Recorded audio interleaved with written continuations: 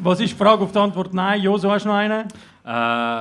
Es ist, ja, also schau, ich bin mal mit dem Zug arbeiten und es war eine mega lange Zugfahrt, es waren viele Leute drin. Plötzlich läuft ein Typ ins Abteil rein, crazy, wirklich so komische kurze Hose an, das T-Shirt so halb zerrissen, fährt an, umschreien, wirft Sachen um, packt wirklich so Taschen von den anderen Leuten, packt so eine Frau, schreit sie voll an, wir haben irgendwie versucht dazwischen zu gehen, niemand hat mich beruhigen, Kontrolleure sind gekommen, nichts. Der war am Austicken, der Zug musste Notbremsen, Alter, Notbremsen. Riesen Ghetto, der Zug bewegt sich nicht, wir stehen dort schon eine halbe Stunde, plötzlich um uns herum Polizei. Und dann haben sie angefangen, die Scheiben abdunkeln, damit wir nicht sehen, was draussen passiert. Und das Letzte, was ich sehe, sind Polizisten mit so fucking Maschinengewehr und so. Der Zug ist voll, alle sind spät zum Arbeiten, dann haben sie Licht im Zug ausgemacht. Alter, crazy, draussen, Lärm, Boom, Helikopter, alles mögliche, Kastenwagen.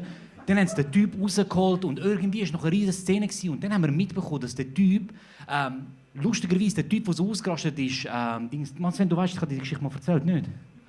Aber Ben, wir erwähnen das nicht, wenn du kannst. Du hast mich gefickt jetzt, Alter. Nein! Nein! Oh mein Gott, Er Alter! wollte Nein hören! Ich bin viel zu Fucking ernst, Du kannst nicht das Impro-Spiel spielen und nachher, ich mache immer mit. Versteht er? Okay, sorry, ich mache eine neue Frage. Versteht der Sven Humor? Nein!